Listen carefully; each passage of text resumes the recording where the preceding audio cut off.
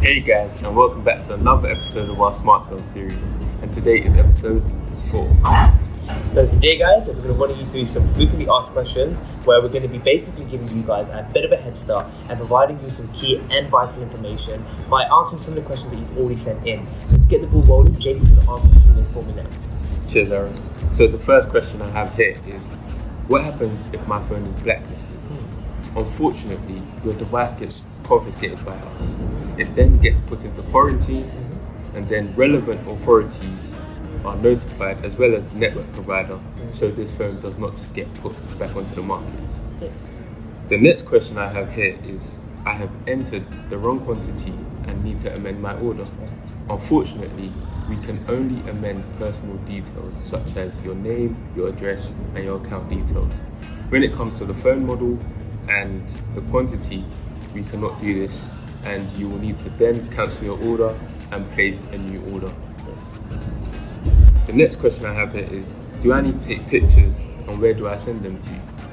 So taking pictures is not necessary, but for assurance on both sides, in case your phone gets damaged in transit, it's best to take pictures. Where you send them to is sell@smartcellular.co.uk. Do we accept damaged phones?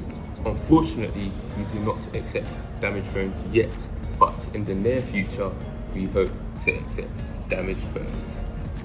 So guys, like my colleague was saying, in the near future, we do accept phones, we do hope to accept damaged phones, but that is a little bit way off.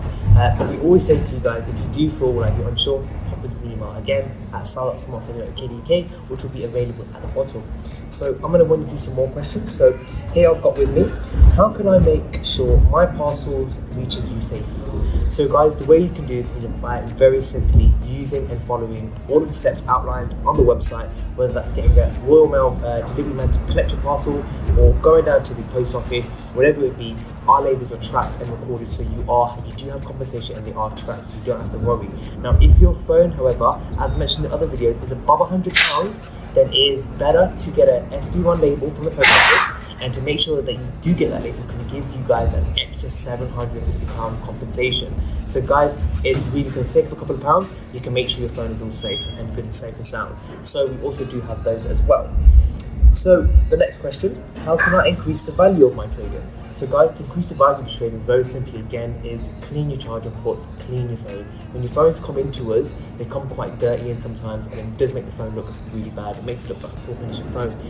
Get that phone in clean, make sure you've looked after it, make sure you've looked at the sides, you've checked that it's all flush, there's nothing wrong with it. Even if there is, you just make sure it's nice and clean, it looks good. As long as it comes in and looks good and it's fresh and we can tell it's been looked after, we're more likely to give you a higher price because we know it's been looked after. But if we get a phone that's common, it's not been cleaned, it's a bit damaged, it's a bit, it's not packaged properly, we're more likely to give you guys a little bit of a lower price. So, what happens if I've lost my parcel or can't get into my account? So guys, now we do have this happen. It does happen. Sometimes you do forget your passwords. Now what we do have for this is a dedicated tech team. Now if you look below, we're going to have an email here where you can email any tech related problems. That's tech-support@smartcellular.co.uk. So tech-support@smartcellular.co.uk are available to all of your customers and sales, and that's basically to do with any account problems. If you can't get into your account, if you can't get the password reset form, if you can't get any of those details, you can just pop them an email and they'll get back to you as soon as they can. The last question we have here is, how many phones can I send to Smart Cellular? So this question is a bit of a double question because there's a reason why. Now we only allow 3 phones per year per customer. Now there is a reason for this, guys.